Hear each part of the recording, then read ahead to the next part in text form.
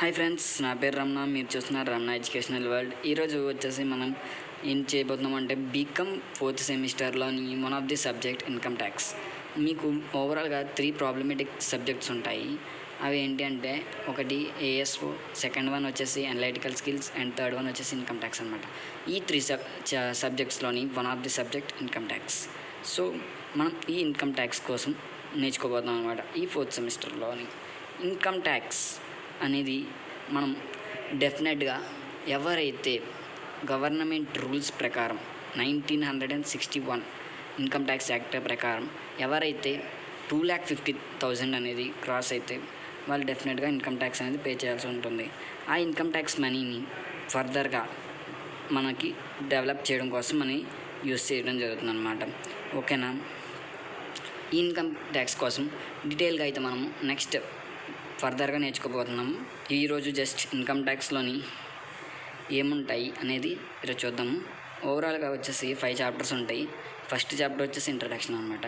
ఈ ఇంట్రడక్షన్లోని income tax అంటే ఏంటి, ఎందుకు ఇన్కమ్ ట్యాక్స్ పే చేయాలి, ఇన్కమ్ ట్యాక్స్ ఎవరు పే చేయాలి, నెక్స్ట్ ఎస్ఎస్సి అంటే ఎవరు, ఎస్ఎస్సి అంటే ఎవరు, ట్యాక్స్ పే చేసే వాళ్ళు ఎవరు, అసెస్మెంట్ ఇయర్ అంటే ఏంటి, ఇవన్నీ మనము ఈ ఇన్కమ్ ట్యాక్స్లో ఇంట్రడక్షన్లోని నేర్చుకోబోతున్నాం అనమాట. ట్యాక్స్ ఎన్ని టైప్స్ కూడా మనం ఫస్ట్ చాప్టర్లో నేర్చుకుంటాం. అండ్ సెకండ్ చాప్టర్కి వచ్చేసరికి ఇక్కడి నుంచి మీకు అన్ని ప్రాబ్లమ్స్ అలానే థియరీ రెండు ఉంటాయి అన్నమాట. సెకండ్ చాప్టర్ వచ్చేసి income from salary. Income from salary అనమాట. ఇన్కమ్ ఫ్రమ్ శాలరీ అంటే ఒక పర్సన్కి శాలరీ నుంచి ఇన్కమ్ అనేది వస్తే ఏ విధంగా ఇన్కమ్ ట్యాక్స్ అనేది పే చేయాలి, శాలరీ నుంచి ఇన్కమ్ ట్యాక్స్ ఏ విధంగా పే చేయాలి అనేది మనం సెకండ్ చాప్టర్లో నేర్చుకోబోతున్నాం అన్నమాట. మనకి ఇన్కమ్ ట్యాక్స్ అనేది మనీ రూపంలోనే, అంటే డబ్బు సంపాదిస్తేనే ఇన్కమ్ ట్యాక్స్ పే చేయాలి కాదు, వేరియస్ రూట్స్ నుంచి వస్తాయి అన్నమాట. ఇన్కమ్ ట్యాక్స్ అనేది అమౌంట్ అనేది వేరియస్ టైప్స్ నుంచి రావచ్చు. అది ఏంటి అంటే శాలరీ నుంచి రావచ్చు, లేదా క్యాపిటల్ గెయిన్స్ నుంచి రావచ్చు, మూలధనాల నుంచి అంటే ఆస్తుల నుంచి రావచ్చు, లేదా ఇంటి హౌస్ ప్రాపర్టీస్ నుంచి రావచ్చు, ఎలా అయినా రావచ్చు అనమాట. వాటిని మనం అలా వచ్చినప్పుడు ఇన్కమ్ ట్యాక్స్ని ఏ విధంగా పే చేయాలి అనేది ఈ 5 చాప్టర్స్లో మనం నేర్చుకోబోతున్నాం అనమాట. ఓకే, ఇన్కమ్ ఫ్రమ్ శాలరీలోని ఇక్కడికి వచ్చేసరికి బేసిక్ పే అంటే ఏంటి, అలవెన్సెస్ అంటే ఏంటి, నెక్స్ట్ టైం వచ్చి పర్క్యూసైడ్స్ అంటే ఏంటి, ఇవన్నీ నేర్చుకుంటున్నాం అనమాట. నెక్స్ట్ థర్డ్ చాప్టర్ వచ్చేసరికి income from house property. Income from house property.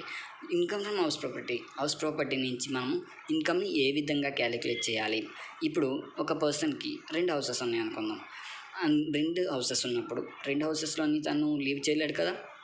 So ఏం చేస్తాడు, ఒకటి ఖచ్చితంగా రెంట్కి అనేది ఇస్తాడనమాట. సో రెంట్కి ఇచ్చేటప్పుడు దాని నుంచి కూడా మనకి ఇన్కమ్ అనేది వస్తూ ఉంటుంది కదా. దెన్ మనం అప్పుడు ఏ విధంగా ఇన్కమ్ ట్యాక్స్ అనేది పే చేయాలి, ఎలా క్యాలిక్యులేట్ చేస్తాము, హౌస్ యొక్క వాల్యూ అంటే ఇప్పుడు ప్రజెంట్ ఉన్న వాల్యూ ఎలా క్యాలిక్యులేట్ చేస్తాము, ఇవన్నీ మనం ఇన్కమ్ ఫ్రమ్ హౌస్ ప్రాపర్టీలోని నేర్చుకోబోతున్నాం అనమాట. నెక్స్ట్ ఫోర్త్ వన్ వచ్చేసి income from capital gains. Income from capital gains అనేది ఎప్పుడు మనకి అసెట్స్ ఉన్నాయన్నమాట. ఎప్పుడు క్యాలిక్యులేట్ చేస్తామంటే ఆ అసెట్స్ని సేల్ చేసేటప్పుడు అనమాట. ఎప్పుడు సేల్ చేస్తాం మనం, ఇప్పుడు ఈరోజు ఒక కార్ కొన్నా, ఆ కార్ వాల్యూ ఎంత, 1,00,000 రూపీస్. ఓకే, కార్ అనేది మనకి అసెట్టే కదా, కార్ వాల్యూ ఎంత, 1,00,000 రూపీస్. ఫర్దర్గా అది రేపు నెక్స్ట్ టైం వచ్చేసరికి వాళ్ళు 1,50,000 ఇస్తానని చెప్పేసి అన్నారు. ఆ కార్కి నేను కొన్నది 1,00,000కే కొన్నాను, కానీ వాళ్ళు 1,50,000 ఇస్తాను అన్నారు. ఎక్స్ట్రా అమౌంట్ వస్తుంది కదా మనకి, అప్పుడు మనకు అది ఇన్కమే కదా. సో దెన్ దాని మీద కూడా మనము ఇన్కమ్ ట్యాక్స్ అనేది పే చేయాల్సి ఉంటుంది, ఇన్కమ్ అనేది పే చేయాల్సి ఉంటుంది.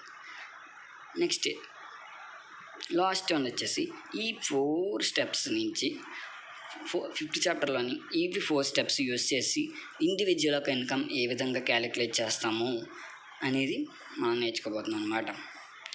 ఓకే, ఒక సింగిల్ పర్సన్ యొక్క ఇన్కమ్ ఏ విధంగా క్యాలిక్యులేట్ చేస్తారు అనేది మనం ఈ లాస్ట్ చాప్టర్లో నేర్చుకుంటున్నాం.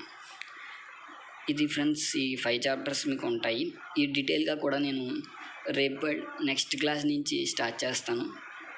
డీటెయిల్గా everything first chapter, second chapter, third chapter, fourth chapter, fifth chapter, ఈ 5 చాప్టర్స్ నేను మీకు ఇంకా డీటెయిల్గా చెప్తాను. ఈరోజు జస్ట్ స్టార్ట్ చేసిన ఇంట్రడక్షన్ ఇవ్వడం కోసం మాత్రమే అలాగా. ఓకేనా? ఇన్కమ్ ట్యాక్స్ ఇది మీరు భయపడేంత టఫ్ సబ్జెక్ట్ ఏం కాదు, easy subject and it is useful for the future also. ఓకేనా? నెక్స్ట్ ఇంకోటి ఏంటి అంటే ప్రతి పర్సన్కి పాన్ కార్డ్ అనేది అవైలబుల్గా ఉంటుంది కదా. ఆ పాన్ కార్డు ద్వారా మనకి మీరు చూడొచ్చు పాన్ కార్డు మీద ఇన్కమ్ ట్యాక్స్ అని చెప్పేసి రాసి ఉంటుంది. నేను మీకు తర్వాత ఫర్దర్గా వీలైతే పెడతా పాన్ కార్డ్ ఏ విధంగా ఉంటుంది అని చెప్పేసి. ఇన్కమ్ ట్యాక్స్ దాని ద్వారా కూడా తెలుస్తుంది అన్నమాట, పర్సన్ యొక్క ఇన్కమ్ ఏ విధంగా ఉంది అనేది పాన్ కార్డు ద్వారా కూడా మనకి తెలిసిపోతుంది అక్కడ. ఓకేనా? డెఫినెట్గా ఈ ఇన్కమ్ ట్యాక్స్ అనేది మనం ఎవరైతే 2,50,000 అనేది క్రాస్ చేస్తారో వాళ్ళు డెఫినెట్గా ఇన్కమ్ అనేది పే చేయాల్సి ఉంటుంది. ఒకవేళ అలా పే చేయలేదు అంటే గవర్నమెంట్ నుంచి ఫర్దర్గా యాక్షన్స్ అనేది తీసుకోవడం జరుగుతుంది. ఓకేనా?